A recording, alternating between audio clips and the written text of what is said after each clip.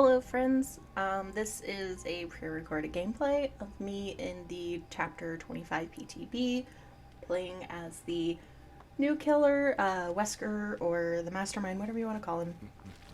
This was maybe like my 4th or 5th game, I think, and the reason that I went with just recording and doing the voiceover later was because if you haven't played in the PTB before, if you've never watched anyone, the killer queues are astronomical.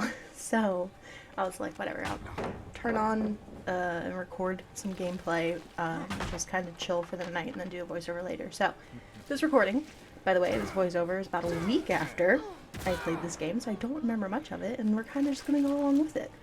But let me start. I'm going to talk about Wesker's power first.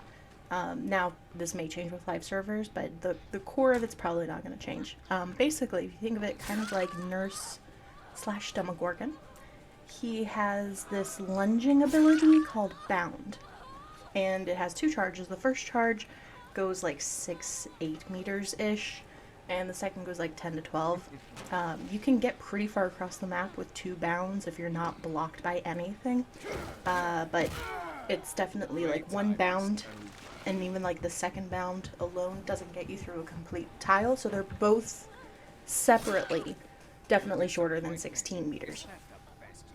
But basically what you do is you bound forward, you go in a straight line, and if you hit a survivor, you grab them.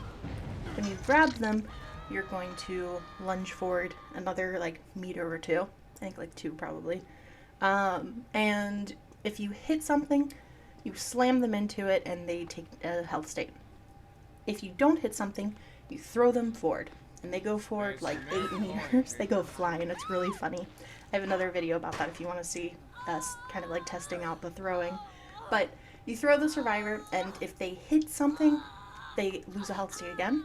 If they don't, then they simply just get infected. And the infection is, you can see it around Ada's portrait there on the left. It's that white circle. On the survivor side, it's kind of like Freddy's clock, where it's constantly ticking down. It moves passively. But it also, they gain it every time you hit them with Bound. I don't know if you saw that killer instinct there, by the way, off to the right, but I'll cover that here in just a second. But their infection every time they get hit with a Bound attack also increases. When a survivor's fully infected, that circle will turn red on both their side and the killer's. They suffer from the hindered status effect, which I can tell you, playing as a survivor, going against Wesker, it is pretty significant, and you definitely want to get it taken care of. When they are fully infected, if you manage to capture them with a Bound attack, then you will put them immediately in the dying state, regardless if they're full health or not. So that it can be pretty strong. It's definitely that, coupled with the slowdown of being hindered. Survivors want to take care of it quickly. And how they do that is across the map, there's I think 5 caches of first aid spray.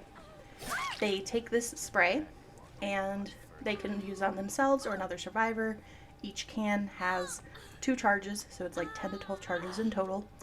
And when they use the spray, it gets rid of the infection. They do not have to be fully infected to use it. So I would recommend not using it immediately, probably getting some objectives done. Don't, like, the very second that you get infected, use it, because you're probably more than likely gonna get hit again before you're fully infected. But when a survivor does use the first aid spray, you get, on the killer's side, you get killer instinct notifying you that they have used it where they've used it. So that is pretty convenient to be able to do.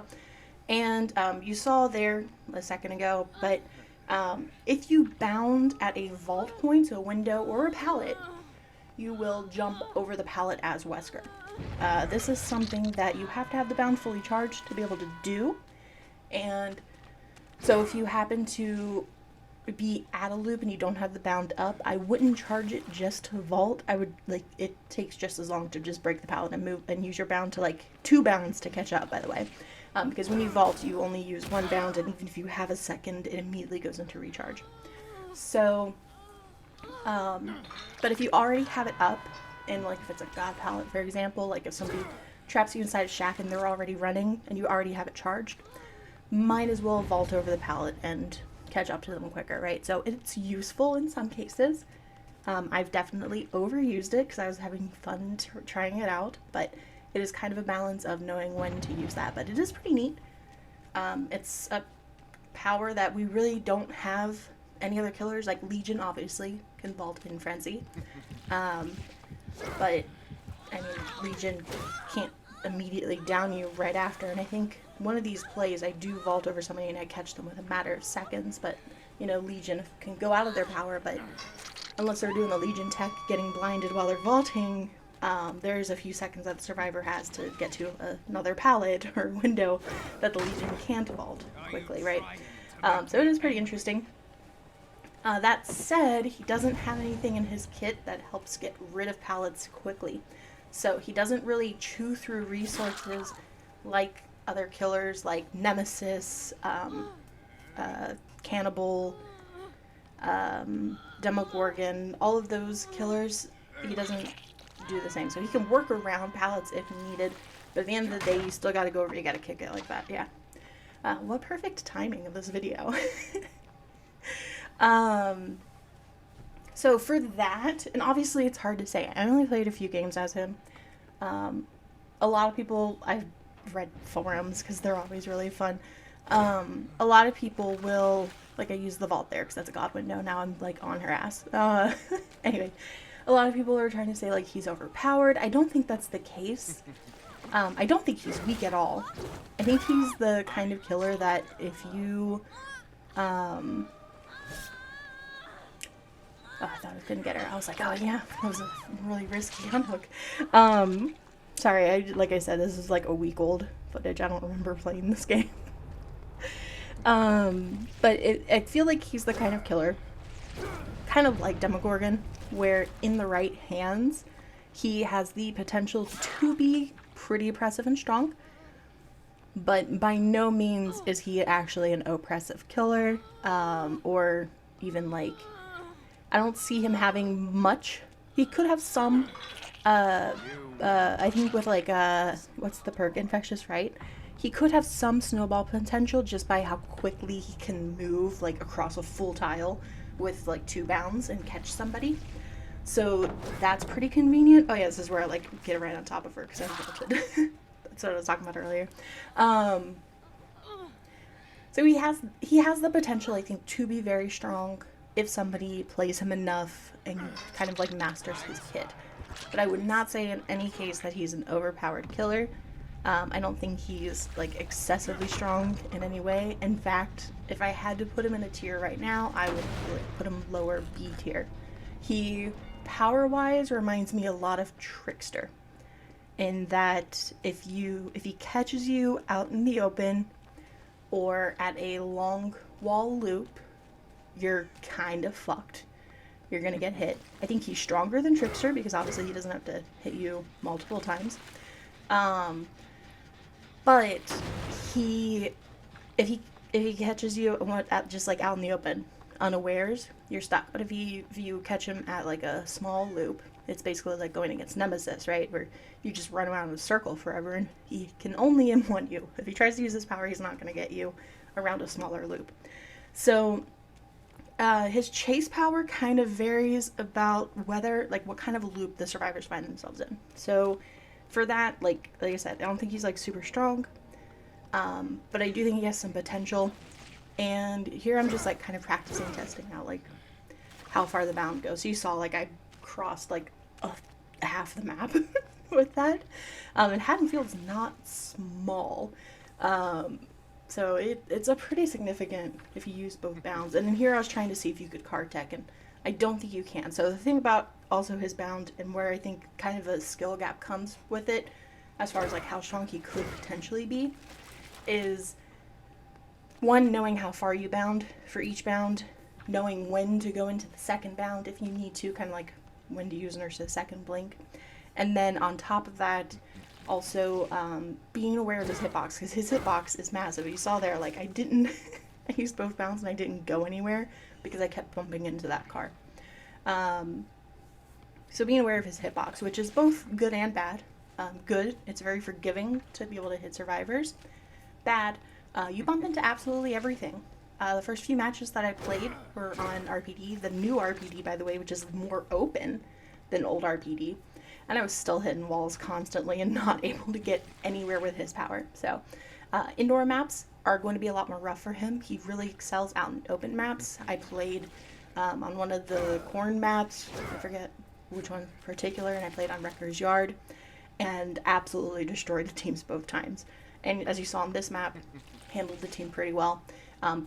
Keep in mind there is no matchmaking in PTB. They just kind of throw you first come first serve for each lobby to make it as quick as possible. But I will point out, like, the only matches that I lost were when I was on an indoor map. So I do think he is stronger on outdoor maps, which is nice. He also has a 40-meter terror radius, so survivors are going to hear you coming pretty far away. And as a survivor, I would say your safest bet, when you know it's Wesker, when you hear him coming, find where your safest loop is near you and run to it. Like, run early, because with his bound he can catch up. Video is almost over, so I will say he's very fun. I really enjoyed playing him. Right here, I'm testing the flicking ability, and it seems like there is kind of a way to flick. From the practice that I had, it seemed, so like Billy, and yeah, like Hillbilly, you have to flick at the start of the chainsaw, and then like Oni and Blight, you can flick at the very end of their attacks.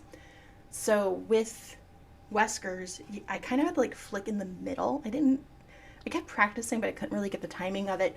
But you can flick on either the first or the second bound, and I have like a 4,100 DPI, I think. But yeah, so you can see, like, I did a full turn. So I think that can be very helpful at corners, which he's very, if you can't hit him right, he can be pretty slow coming around a corner. So if somebody's able to get the flick down, they come around that corner real fast, it's going to be scary. Like, they'll catch up to you really fast. So that's exciting. Anyway, all that to say, I think this killer has a lot of potential. I don't think he's overpowered. I think he's going to be like high mid-tier, somewhere in the B, right? His add-ons, super fun. I cannot wait to play with them on live servers. They all have a lot of really fun interactions with his power and interactions with each other. There were a lot that I was really excited to pair up in different ways to see how they worked and how they kind of changed his gameplay a little bit. So I'm very excited for this chapter to come out. Hopefully it is at the end of this month. And yeah, look forward to more gameplay. Stop by my Twitch, and if you want to see some, I'll probably be playing him a lot when he comes out, and if I still really like him, I'll probably keep playing him on occasion when I'm streaming, and maybe some more gameplay videos. Anyway, all of that said, I hope you guys are having a wonderful time. I hope you're excited for this chapter. We're doing a lot of really cool perks and everything from both sides, and again, the killer's really fun. So yeah, with that, I will go ahead and leave you all to it. I'll see you out there in the fog. Bye!